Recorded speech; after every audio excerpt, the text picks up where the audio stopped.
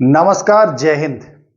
Bihar police, जी हाँ, Bihar police class के क्रम में आज जो ये वीडियो आपको मिल रहा है, यह तीसरा वीडियो है।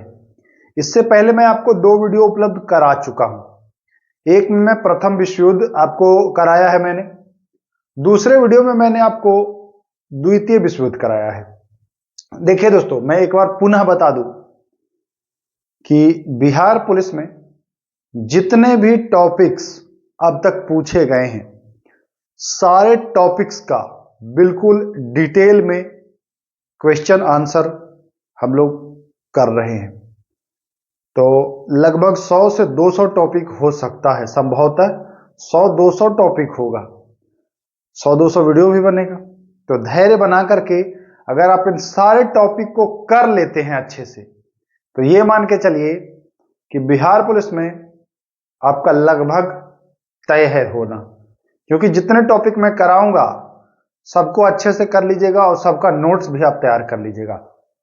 तो आज जो वीडियो नंबर है, यह वीडियो नंबर 3 है।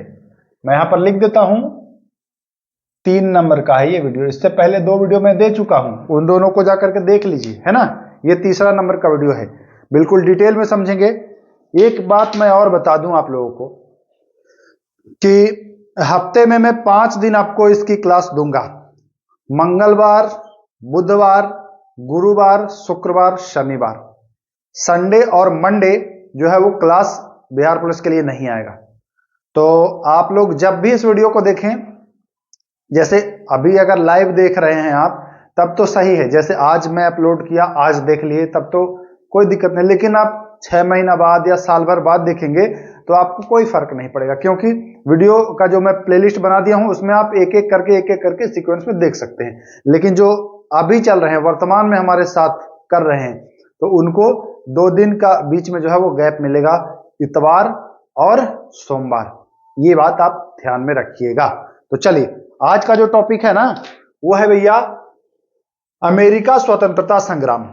आप लोग देख लीजिए आप लोग जाकर के कि बिहार पुलिस एग्जाम हुआ है तो क्या ये सारे टॉपिक पूछे गए हैं कि नहीं पूछे गए हैं। देख लीजिए, प्रीवियस ईयर क्वेश्चन देख लीजिए, आपको समझ में आ जाएगा कि ये सारे टॉपिक जो हैं ये पूछे गए हैं। और ये क्लास 9th, जी हाँ, जैसा कि बिहार पुलिस का सिलेबस भी है कि क्लास 9th और 10th के क्वेश्चन पूछेंगे, तो ये क्लास 9th में आपको पढ़ने के लिए है। तो मैं साथ साथ आपको समझ लीजिए कि सिलेबस भी आपका कवर हो रहा है। एक पंथ दो काज, एक तीर से 2 निशाना। मैं टॉपिक कवर करा रहा हूं, लेकिन साथ ही साथ आपका सिलेबस भी कवर हो रहा है। तो ये आपको बेनिफिट मिल रहा है हमारे साथ जुड़ने का। तो चलिए, आज हम लोग पढ़ेंगे अमेरिका स्वतंत्रता संग्राम। स्वतंत्रता मतलब, इसका मतलब कि पहले ये स्वतंत्र नहीं था। सीधी सी बात, जैसे भारत 15 अगस्त 1947 को स्वतंत्र हुआ, भारत इससे पहले स्वतंत्र नहीं था। ये ब्रिटेन ऐसा देश था, ये लगभग बहुत सारे देशों को गुलाम बनाया था, कब्जा किया था बहुत सारे देशों पर। उसमें अमेरिका को भी किया था, भारत को भी किया था, और न जाने कितने देशों में इसने अपना वर्चस्व जमाया था ब्रिटेन। समझ रहे हैं, ब्रिटेन एक समय में बहुत ही पावरफुल था, बहुत ही पावरफुल। जिसको चाहता था उसको गुलाम बना लेता था। एक कहावत थी कि पूरे विश्व का भविष्य यूरोप की राजधानी में तय होती थी कि भविष्य को विश्व को किस ओर मोड़ना है। यूरोप बहुत शक्तिशाली था, और खास करके ब्रिटेन और भी ज्यादा, है ना। तो इन्हीं लोगों के पास इतनी मतलब पावर था ना इन लोगों के पास, ये लोग पूरे विश्व का भविष्य तय करते थे कि किधर ले चलना है विश्व को। तो जाहिर सी बात है, यहां पर भी हम लोग देखेंगे तो इसमें ब्रिटेन जो है वह कब्जा किए है। अब इनको स्वतंत्रता चाहिए, अमेरिका को। कैसे होंगे स्वतंत्र, जरा सा धैर्य बनाइए, चीजों को समझ जाइए। सारे क्वेश्चंस मैंने लिख रखा है, सब कुछ आपको करा देंगे। बहुत सारे बच्चे कमेंट कर रहे हैं पिछले वीडियो में कि सर समझ में नहीं आ रहा है। अब ये बताइए, जब इतने सरल भाषा आपको समझ में नहीं आ रहे हैं तो फिर मैं क्या बताऊं। अगर आप बुक्स पढ़ेंगे, किताब पढ़ेंगे, तो वहां तो और जटिल रहता है, तो वो कैसे आप समझ पाएंगे।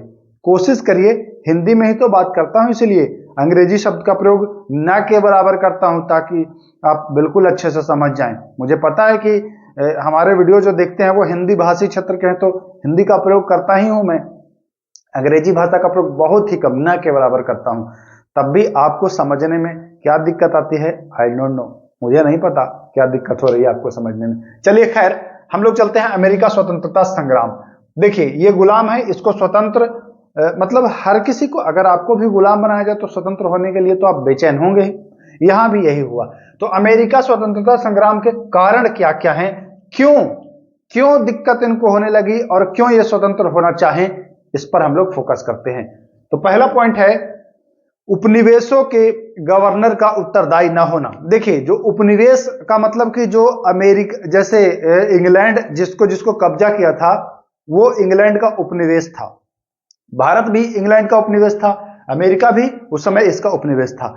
तो उपनिवेशों को संचालित करने के लिए, उनको कंट्रोल करने के लिए इंग्लैंड जो था, ब्रिटेन जो था, वह अपना गवर्नर भेजता था उनके यहां। जैसे भारत में ही आप देखते होंगे कि गवर्नर जनरल या वायसराय आए थे ना, तो हर जगह ये भेजता था, ऐसा नहीं कि केवल भारत में ही भेजता था, ये ब्रिटेन में भी गवर्नर को भेजता था, और जो इंग्लैंड का जो राजा था वही इनको नियुक्त करता था गवर्नर को। लेकिन गवर्नर इन उपनिवेशों पर शासन तो करते थे, लेकिन जब कोई जिम्मेदारी लेने की बात आए तो ये जिम्मेदारी नहीं लेते थे, कहते थे नहीं मैं जिम्मेदारी नहीं लूंगा।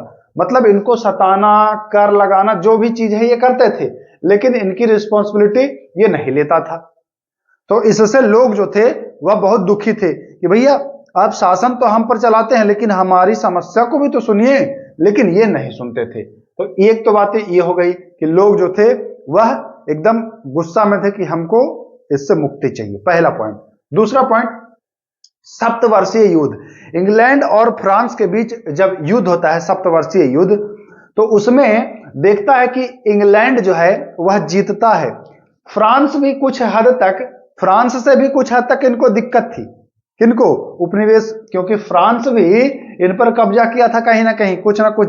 जैसे आप भारत में पढ़े थे तो पुर्तगाली थे या फिर डच थे, तो उस प्रकार से अमेरिका में केवल ब्रिटेन वाले ही नहीं थे, फ्रांस वाले भी थे। तो ये सप्तवर्षीय युद्ध होता है ना, तो सप्तवर्षीय युद्ध में फ्रांस की हार हो जाती है। फ्रांस की हार हो जाती है तो फ्रांस से तो इनको मुक्ति मिल जाता है, अब इनको फ्रांस का डर तो नहीं रहता है। अमेरिका वाले जो हैं ये फ्रांस से अब नहीं डर रहे हैं, अब ये सोचते हैं कि अब हमारा शत्रु केवल और केवल कौन है, ब्रिटेन है, अब हमको ब्रिटेन पर ही हमला करना है। तो एक तो बात यह हो गई कि इनका एक शत्रु जो है वह कमा है, एक चीज। अब यहां प्रश्न एग्जाम में पूछता है कि सप्तवर्षीय युद्ध कब हुआ था। सप्तवर्षीय, ये 7 वर्ष का युद्ध हुआ था इंग्लैंड और फ्रांस के बीच। तो इसको मैं लिख देता हूं, सप्तवर्षीय युद्ध 1700, मार्कर मैं चेंज करूंगा, देखिए प्रश्न यहां से बनना शुरू होगा अब। सप्तवर्षीय युद्ध 1756 से 1763, किसके किसके बीच, इंग्लैंड, ठीक ना, इंग्लैंड और फ्रांस, इंग्लैंड और फ्रांस के बीच जो है वह सप्तवर्षीय युद्ध हुआ है। तो यह ध्यान देना है, ठीक ना। सप्तवर्षीय युद्ध तो हुआ, इस युद्ध में इंग्लैंड की भी जो आर्थिक स्थिति थी वह कमजोर हुई। पैसा, भाई जब युद्ध होगा तो जाहिर सी बात है कि मनी प्रॉब्लम होगी ही, धन की कमी होगी ही। इंग्लैंड के साथ भी यही हुआ, इसका पैसा की दिक्कत होने लगी, आर्थिक समस्या आ गई। अब ये क्या करता है कि ये पैसा को वसूलने के लिए ये टैक्सेस लगाता है, कर लगाता है, जिसमें कुछ आपत्तिजनक कर थे, मतलब बेमतलब के कर थे, ना लगाना चाहिए वहां भी कर लगाया। एक था स्टाम्प कर, जो बहुत ज्यादा चर्चित है। स्टाम्प कर पूछता है कि स्टाम्प एक्ट कब आया, स्टाम्प एक्ट कब आया ये पूछता है। तो इसको भी आप लिख लीजिए कि जो स्टाम्प एक्ट है ना, यह 1765 में, कब, 1765 में आया। स्टाम्प एक्ट कब आया, 1765 में। स्टाम्प एक्ट किस प्रधानमंत्री ने लाया, इंग्लैंड का, ब्रिटेन का कौन सा प्रधानमंत्री था जिसने स्टाम्प एक्ट लाया, यह भी प्रश्न पूछता है। तो स्टाम्प एक्ट लगाया ग्रेनविले ने, जी हाँ, ग्रेनविले उस समय इंग्लैंड के प्रधानमंत्री था। तो यह भी आपको याद रखना है, किसने लगाया भैया, तो ग्रेनविले ने लगाया है। स्टाम्प एक्ट कब लगाया है, 1765 में। एक और कर लगा, उपभोक्ता कर, जी हाँ, उपभोक्ता कर लगा 1767 में। यह कागज पर या और अन्य चीजों पर यह टैक्स लगा दिया गया, उपभोक्ता कर, जो 1767 में। तो ये दोनों याद रखना है। स्टाम्प एक्ट कब लगा? 1765। स्टाम्प एक्ट किस प्रधानमंत्री ने? तो ग्रेनविले ने। बहुत इंपॉर्टेंट है, मैं बार बार बता रहा हूं आपको। देखिए जो जो इंपॉर्टेंट है मैं डबल टिक कर दे रहा हूं, बहुत ज्यादा इंपॉर्टेंट है ये, ठीक ना। इसमें ये वाला आपको याद रखना है, ठीक ना। 1767 में उपभोक्ता कर लगा है, ये आप जान लीजिए। अब जान लीजिए, जब ये टैक्स लगाने लगा तो भाई जो अमेरिकी थे, उपनिवेश जो थे, वो परेशान होने लगे। कहां से इतना पैसा देंगे, कहां से इतना टैक्स देंगे, है ना। तो इन्होंने एक नारा दिया, प्रतिनिधित्व नहीं तो कर नहीं। अगर हमको प्रतिनिधित्व नहीं मिलेगा तो हम लोग कर नहीं देंगे। जी हां, हम लोग कर नहीं देंगे, टैक्स नहीं देंगे। ये पूछता है कि प्रतिनिधित्व नहीं तो कर नहीं का नारा किसने दिया? याद रखिएगा, सैमुअल एडम्स नाम है, सैमुअल एडम्स। मैं लिख देता हूं बच्चों, सैमुअल एडम्स। सैमुअल एडम्स ने यह नारा दिया कि अगर हम लोगों को प्रतिनिधित्व नहीं मिलेगा तो हम लोग कर नहीं देंगे। प्रतिनिधित्व नहीं मिलने का मतलब, जैसे जो सरकार चला रहा था वो कौन चला रहा था भैया? तो इनका गवर्नर चला रहा था। अब इनकी जो गवर्नर का जो पैनल था उसमें किसी को शामिल नहीं करता था, वो लोग अपने ही मन से सब कुछ करता था। तो ये कहा कि नहीं नहीं नहीं, हमें भी मिलना चाहिए मौका। अब हमारा अगर प्रतिनिधित्व नहीं रहेगा तो हम टैक्स भी नहीं देंगे, यानी कि प्रतिनिधित्व नहीं तो कर नहीं। किसने नारा दिया? Samuel Adams. बहुत इंपॉर्टेंट प्रश्न है, बिल्कुल आप लिख लीजिए, सैमुअल एडम्स। देखिए सारे प्रश्न वीवीआईपी हैं, अभी जो मुख्य प्रश्न है ना वो इस तरफ हैं, बहुत ज्यादा वेरी वेरी इंपॉर्टेंट प्रश्न है। थोड़ा सा धैर्य बना करके चीजों को आप सुनिएगा। अच्छा, पिछली वीडियो में बहुत सारे बच्चों ने कहा कि थोड़ा और डिटेल में, जब मैं ज्यादा डीप में अगर पढ़ाने लगूंगा तो फिर आप ऊबने लगेंगे, क्योंकि आप लोग कांस्टेबल के लिए पढ़ रहे हैं, ठीक ना, सिपाही के लिए पढ़ रहे हैं। मुझे क्या है, मैं तो और भी डीप में पढ़ा सकता हूं, मुझे और अच्छा लगेगा, लेकिन फिर आप लोग भागना शुरू करेंगे, क्योंकि चीजें फिर थोड़ा सा डिफिकल्ट हो जाएगा आप लोगों के लिए समझना। तो जो बिहार पुलिस के लेवल का है वही मैं पढ़ाना चाह रहा हूं, वो आपको अच्छे से समझ में आएगा। ज्यादा अगर डीप में जाएंगे तो फिर बाउंस करना शुरू हो जाएगा, फिर आप लोग भागना शुरू हो कर देंगे कि सर हमको आईएएस नहीं बनना है, हमको पीसीएस नहीं बनना है, ठीक ना। तो इसलिए आप भरोसा करिए, जो भी बता रहा हूं बिल्कुल लेवल का बता रहा हूं, एक भी प्रश्न छूटने नहीं दूंगा। और इतना ही नहीं, ये सारे टॉपिक कराने के बाद ऐसा नहीं कि मैं छोड़ दूंगा, ना ना ना ना ना ना, गलत ना समझिए। क्विज कराऊंगा सारे टॉपिक पर, फिर आपको सेट लगवाऊंगा, सब कुछ कराऊंगा, और भी प्रश्न जोड़ जोड़ करके लाऊंगा। बिल्कुल भी परेशान नहीं होना है। बिहार पुलिस की तैयारी बिल्कुल जीरो से निःशुल्क आप हमारे चैनल पर कर सकते हैं, बिना किसी फी के। चलिए अब देखिए, ये सारी चीजें तो हैं ही। अमेरिका स्वतंत्रता संग्राम में एक पत्रिका भी उस समय जारी किया, इस पत्रिका में जो लेख आता था ना वो इंपॉर्टेंट था। तो पूछ देता है उस पत्रिका का नाम कि कॉमन सेंस पत्रिका, कॉमन सेंस पत्रिका से संबंधित व्यक्ति है ना, तो टॉमस पेन, नाम याद रखिएगा, टॉमस पेन, पेन, ठीक ना। ये पत्रिका इन्होंने ही लिखा। किसने? कॉमन सेंस पत्रिका टॉमस पेन के द्वारा। आप याद रखिए, कॉमन सेंस टॉमस पेन, मिलता जुलता आपको याद हो जाएगा, common sense Thomas Paine. Okay, याद रखिएगा। अब देखिए ये प्रश्न बहुत ही महत्वपूर्ण है और वीवीआईपी है, ये सारे प्रश्न वीवीआईपी हैं जिसमें मैं डबल टिक कर रहा हूं। अमेरिका स्वतंत्रता संग्राम का तत्कालिक कारण क्या है? ये सारा कारण तो है ही, लेकिन तत्कालिक कारण क्या? जैसे मैं पिछली वीडियो में बताया था कि किसी का पड़ोसी से विवाद है, तो जमीन को लेकर के विवाद है या किसी अन्य बात को लेकर के विवाद है, तो मारपीट नहीं हुई है। लेकिन आज के डेट में पानी गिराने को लेकर विवाद हुआ और मारपीट पर उतारू हो गया। तो आज जो झगड़ा हुआ उसका तत्कालिक कारण क्या है? तो पानी गिराना, ठीक ना। लेकिन विवाद तो इनका खेत का है, रंजिश तो पुरानी है ना। लेकिन तत्कालिक कारण क्या हुआ? पानी गिराना। उसी प्रकार से कारण तो अन्य हैं, लेकिन तत्कालिक कारण क्या था? तो एक घटना घटी थी एक घटना घटी थी, बोस्टन चाय पार्टी। जी हाँ, बोस्टन चाय पार्टी, ये तत्कालिक कारण है, याद रख लीजिए। अमेरिका स्वतंत्रता संग्राम का तत्कालिक कारण जो है वह बोस्टन टी पार्टी की घटना, बोस्टन चाय पार्टी की घटना है। अमेरिका स्वतंत्रता संग्राम या अमेरिकी क्रांति का तत्कालिक कारण, याद रखिएगा।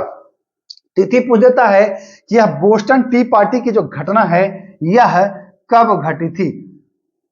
16 दिसंबर 1773 में यह बोस्टन टी पार्टी की घटना घटी है। बहुत इंपॉर्टेंट है, याद रखिएगा। इसमें देखिए एक जो नारा दिया था कि प्रतिनिधित्व नहीं तो कर नहीं, तो ये बोस्टन टी पार्टी की घटना का मुख्य जो नायक था ना, वो यही था, सैमुअल एडम्स ही था। बोस्टन टी पार्टी की घटना का मुख्य नायक, मेन खिलाड़ी। बोस्टन टी पार्टी घटना हुई क्या थी?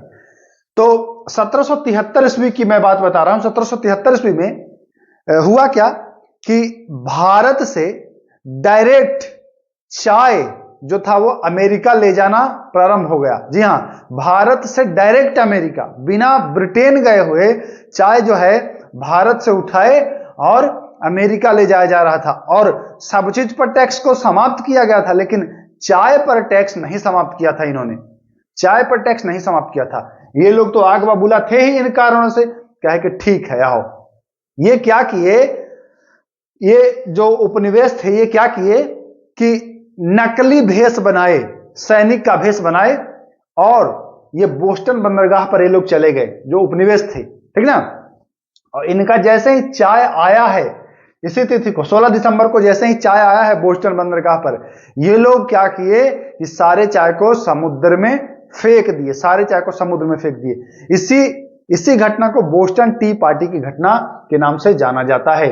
ये जो उपनिवेश थे, इन्होंने ही सैनिक का भेष बनाया और सैनिक का भेष बना करके बोस्टन बंदरगाह पर गए और चाय उतारने के बहाने जो है वह सारा चाय पानी में फेंक दिए, बहुत बर्बाद किए। इसी घटना को बोस्टन टी पार्टी की घटना नाम से जानी जाती है। तिथि याद रखिएगा, 16 दिसंबर 1773, 16 दिसंबर 1773 की यह घटना है। बोस्टन चाय पार्टी का मुख्य जो नायक है वह सैमुअल एडम्स है, वही सैमुअल एडम्स जिन्होंने प्रतिनिधित्व नहीं तो कर नहीं का नारा दिया है। तो यह भी इंपॉर्टेंट है, इसको भी आप ध्यान में रखिएगा। चलिए आगे चलते हैं। स्वतंत्रता का घोषणा पत्र किसने तैयार किया तथा कब लागू हुआ? स्वतंत्रता की लड़ाई चली रही थी, एक टॉमस जेफरसन नामक व्यक्ति थे। क्या नाम था? Thomas Jefferson.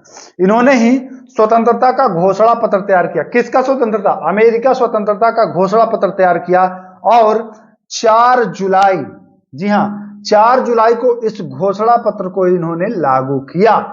घोषणा पत्र को लागू किया है कि भैया आज से अमेरिका स्वतंत्र हो गया है ना।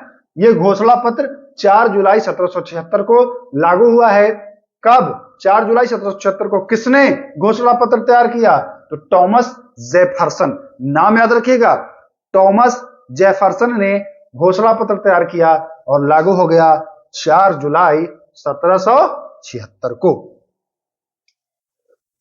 याद रखना है, इंपॉर्टेंट है। अब यहीं से प्रश्न बनता है कि अमेरिका को पूर्ण रूप से स्वतंत्रता कब मिली? तो यह घोषणा पत्र लागू हो गया कि अमेरिका स्वतंत्र, इसी तिथि से अमेरिका पूर्ण स्वतंत्र माना जाने लगा। यानी कि अमेरिका को पूर्ण स्वतंत्रता कब मिली?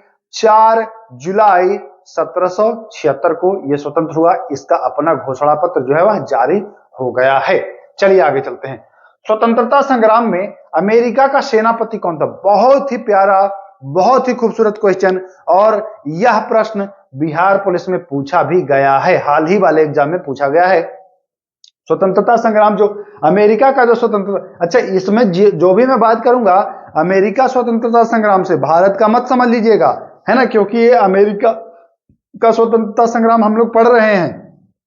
तो अमेरिकी स्वतंत्रता संग्राम में अमेरिका का जो सेनापति था वह कौन था भैया? तो वह जॉर्ज वाशिंगटन था। जी हां, अमेरिका का जो सेनापति था वह जॉर्ज वाशिंगटन था। इस स्वतंत्रता संग्राम में सेनापति की बात की जा रही है अमेरिका की तरफ से, है ना। तो कौन था? George Washington.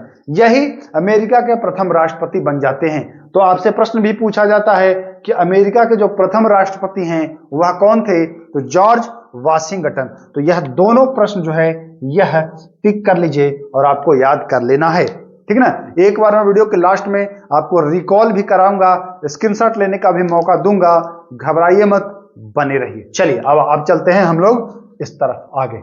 यहां तक तो हम लोगों ने देख लिया, आगे चलिए।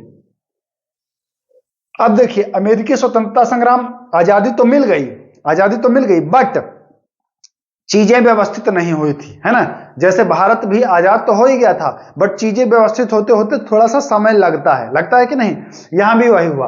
अमेरिकी स्वतंत्रता संग्राम जो है यह पूरी तरह से तो समाप्त नहीं हो पाया था, लेकिन प्रश्न आपसे पूछेगा कि अमेरिका स्वतंत्रता संग्राम कब समाप्त हुआ, किस संधि से समाप्त हुआ, ईस्वी बताइए। तो एक संधि हुई थी, पेरिस की संधि, 3 फरवरी 1783, तिथि याद रखिएगा, 3 फरवरी 1783। देख लीजिए यहां पर लिखा हुआ भी है, 3 फरवरी 1783। कौन संधि? पेरिस। ये पेरिस है क्या? ये पेरिस क्या है? फ्रांस की राजधानी है पेरिस, फ्रांस की राजधानी है पेरिस। पेरिस की संधि के तहत ही यह जो संग्राम है, अमेरिका स्वतंत्रता संग्राम, यह आपका समाप्त हो जाता है। तो याद रखिए, अमेरिकी स्वतंत्रता संग्राम कब समाप्त हुआ? 3 फरवरी 1783। ओके, कोई दिक्कत नहीं है। अब देखिए, भारत भी आजाद हुआ है 47 में। तो भारत ने भी सोचा भैया अब संविधान की तो आवश्यकता है, अमेरिका तो उससे पहले आजाद हुआ है, अमेरिका को भी लगा कि संविधान की आवश्यकता है। तो अमेरिका भी अपना संविधान निर्माण कर देता है और लागू भी करता है। तो दोनों प्रश्न पूछा जाता है कि अमेरिका का संविधान जो है वो निर्माण कब हुआ। तो निर्माण पूछे तो वर्ष 1787। कब? वर्ष 1787 निर्माण, ठीक ना। लेकिन लागू कब हुआ? तो भैया लागू 1789, यानी निर्माण के 2 वर्ष बाद जो है वह लागू हुआ है। ओके, देख लीजिए, 87 में निर्माण हुआ, लागू 1789 में हुआ। दोनों पॉइंट आपको याद रखना है। अब आगे आइए, यहां प्रश्न पूछता है रेड इंडियन है क्या है भैया रेड इंडियन? तो अमेरिका के मूल निवासी जो है ना वही रेड इंडियन है। कौन है? Red Indian. जरा सा इसकी कहानी आप लोग जान लीजिए, रेड इंडियन की क्या है मामला।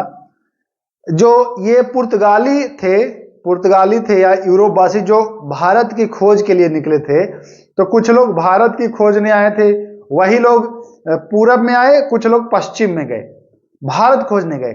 तो जैसे ही अमेरिका के इर्द गिर्द पहुंचे तो वहां मसाला कुछ दिखाई दिया था ये लोगों को।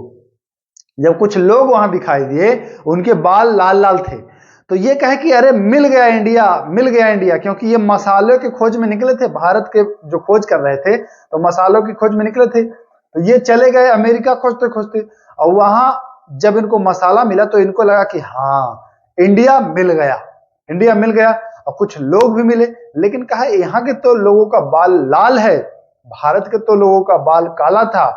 तो उनको कहा कि नहीं, ये इंडियन है, रेड इंडियन है, इनका बाल लाल है, ये रेड इंडियन है। और रेड इंडियन जो है वह उत्तरी अमेरिका के मूल निवासी हैं।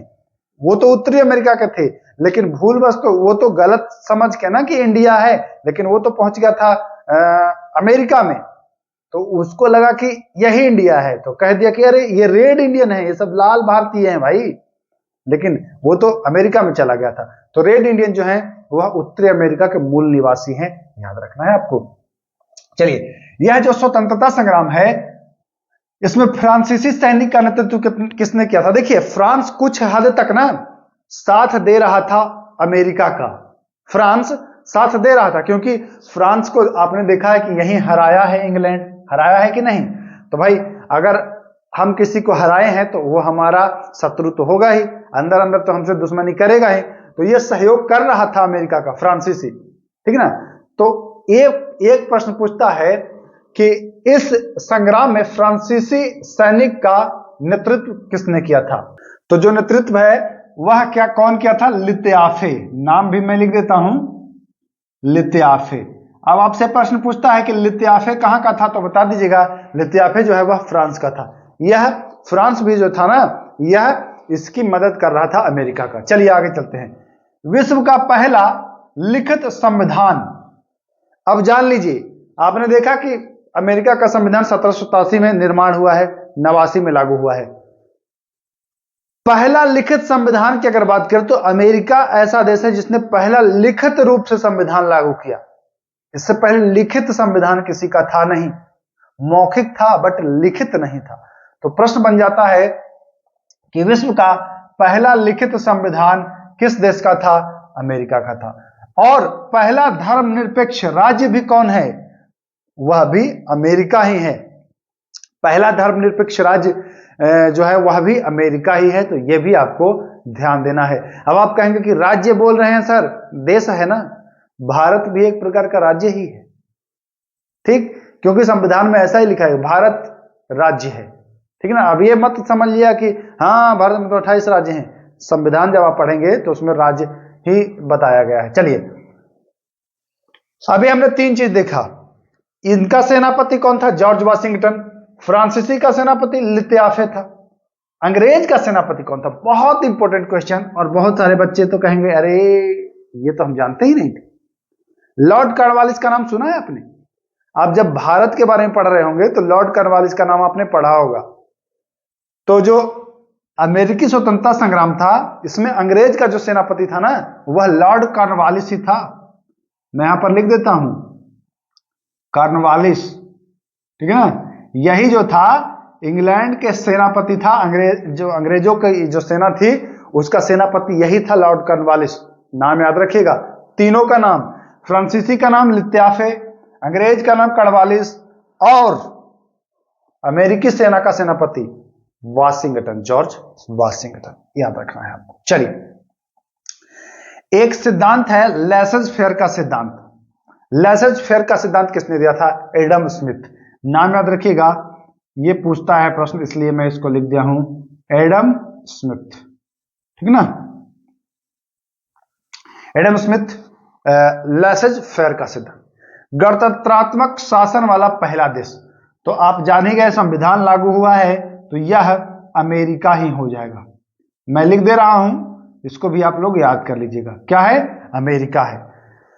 शक्ति पृथक्करण का सिद्धांत भी लागू हुआ। जब यह संविधान लागू हुआ तो शक्ति पृथक्करण का भी सिद्धांत लागू हुआ, और यह शक्ति पृथक्करण का जो सिद्धांत है यह किसका है? तो यह मॉन्टेस्क्यू, इसको भी मान्यता मिल गई शक्ति पृथक्करण के सिद्धांत को। याद रखिएगा, डायरेक्ट पूछ देगा प्रश्न, शक्ति पृथक्करण का सिद्धांत संबंधित है, तो याद रखिए मॉन्टेस्क्यू से संबंधित है। मौलिक अधिकार, जब आप भारतीय संविधान पढ़ेंगे तो आप ये पढ़ेंगे कि भारतीय संविधान में मौलिक अधिकार किस देश के संविधान से लिया गया है। अब आप जानते हैं कि अमेरिका, तो मौलिक अधिकार सर्वप्रथम लागू करने वाला भी अमेरिका ही है। नाम याद रख लीजिएगा, अमेरिका। सबसे पहले मौलिक अधिकार, जनता को जो अधिकार मिला है वह अमेरिका में ही मिला है, यहीं से भारत में भी लिया गया है, तो याद रखिएगा। यहां एक चीज और ध्यान दीजिए, यहां मताधिकार का भी अधिकार दिया गया संविधान लागू होने पर, लेकिन मताधिकार वयस्क मताधिकार नहीं था। यह नहीं कि 18 साल के हो गए वोट, संपत्ति के आधार पर, पूंजी के आधार पर वहां मत देने का अधिकार मिला। वह भी महिलाओं को वोट देने का अधिकार नहीं मिला था। यह चीज याद रखिएगा, जब वहां लागू हुआ था तो महिलाएं वोट नहीं दे सकती थी, और ऐसा नहीं था कि 18 वर्ष का सभी व्यक्ति दे सकता था, नहीं, उसमें संपत्ति के आधार पर मत देने का अधिकार मिला था, जो कि गलत है। भाई अब पैसे वाला आदमी वोट देगा खाली तब गलत है ना। ये पहले वहां था, पैसे वाला आदमी वोट देता था और महिलाएं वोट नहीं देती थी, यह सिस्टम था शुरुआती दौर में, मैं बात कर रहा हूं। अब ये सारी चीजें हो गई। अब कुछ और आ जाते हैं, दासों के आयात को। दास प्रथा का नाम आपने सुना है ना। दासों के आयात को, जैसे दास मतलब नौकर है ना, नौकर लाना, किसी को ला करके नौकर बनाना, उसका बाल बच्चा भी नौकर ही होगा, तो ये जो दास प्रथा था ना, इसको समाप्त किया गया। तो दासों के सबसे पहले आयात को अवैध किया गया कि भाई दास आप अगर लाएंगे तो वो इनवैलिड है, ऐसा नहीं आप कर सकते हैं। तो दासों के आयात को अवैध कब किया गया है? 1808। 1808। जी हाँ, दासों के आयात को अवैध किया गया 1808 ईस्वी में। अब इसको याद रखिएगा। आगे चलिए, अब आते हैं अब्राहम लिंकन के बारे में जान लेते हैं। अमेरिका से जब हम लोग पढ़ रहे हैं तो इनको ना पढ़ें ये हो ही नहीं सकता है ना। जब आप अमेरिका पढ़ें तो अब्राहम लिंकन को अवश्य पढ़ें। बहुत ही अच्छा इन्होंने परिभाषा दिया है लोकतंत्र का। आगे हम लोग चलेंगे। अब्राहम लिंकन बने हैं राष्ट्रपति, कब बने हैं पूछता है प्रश्न कि अब्राहम लिंकन अमेरिका के राष्ट्रपति कब बने। इसमें याद रखिएगा 1807।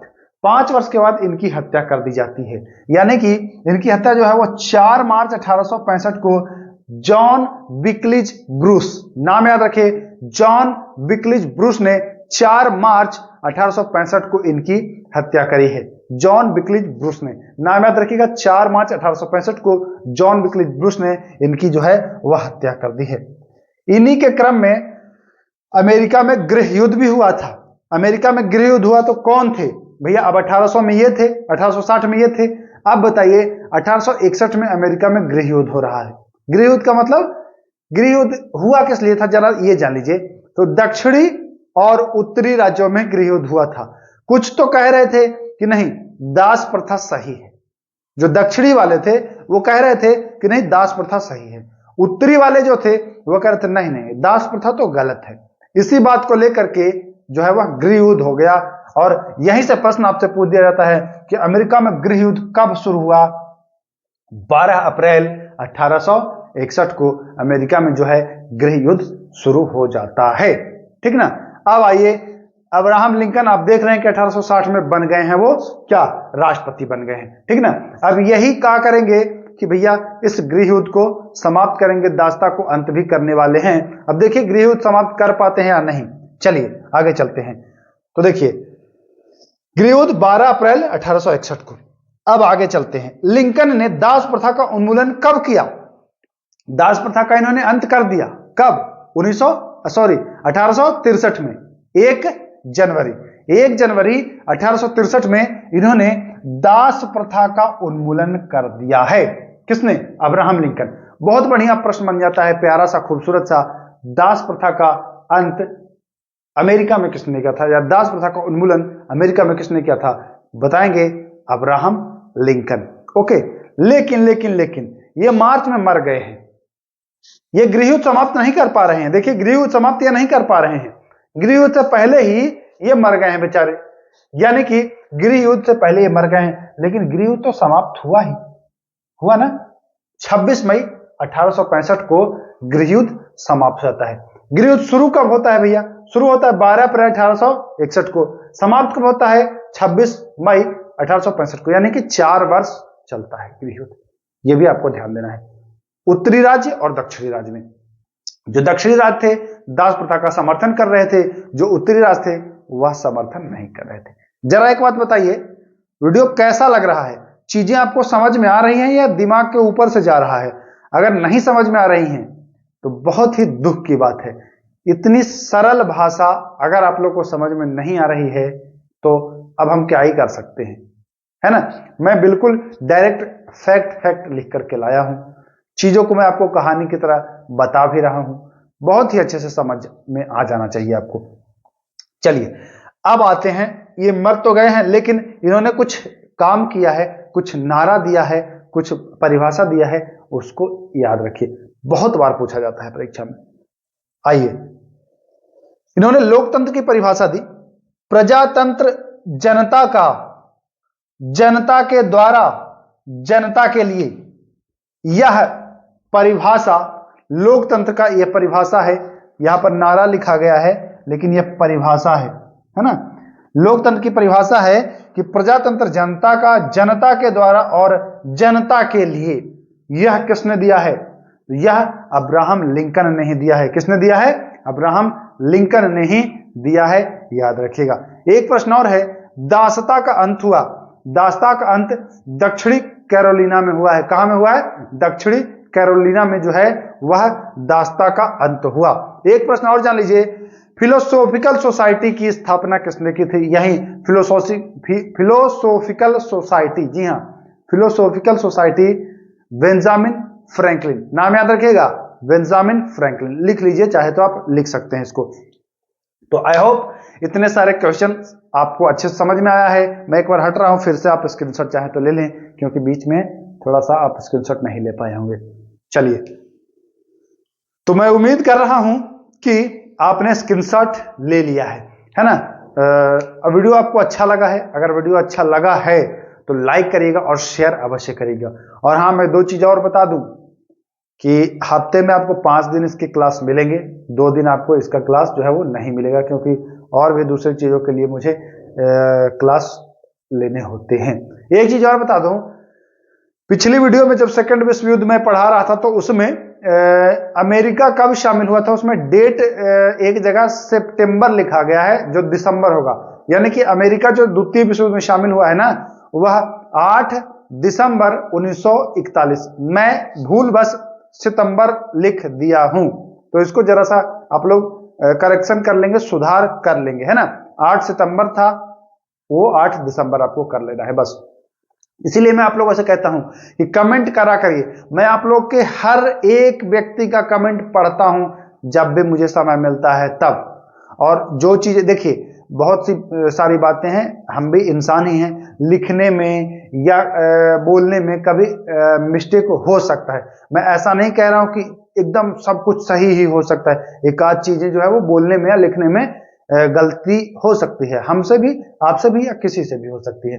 तो उस चीज को आप कमेंट में मेंशन कर दिया कि हाँ सर यहां पर गलती है, मैं नेक्स्ट वीडियो में उसको सुधार दूंगा, आप सुधार लीजिएगा, है ना। तो ये सारी चीजें अगर हम और आप मिल करके चलेंगे तो बहुत अच्छे से सब कुछ कवर कर लेंगे। तो चलिए वीडियो को अब समाप्त करते हैं, वीडियो ज्यादा लंबा हो रहा है, ये तीसरा वीडियो है। आपको चौथा वीडियो भी मिल जाएगा। एक एक टॉपिक को बिल्कुल आसानी से समझते हुए हम लोग चलेंगे। कमेंट करिएगा वीडियो आप लोग को कैसा लग रहा है, वीडियो पसंद आ रहा है या नहीं। आपके कमेंट का बेसब्री से करूंगा इंतजार। तब तक के लिए नमस्कार।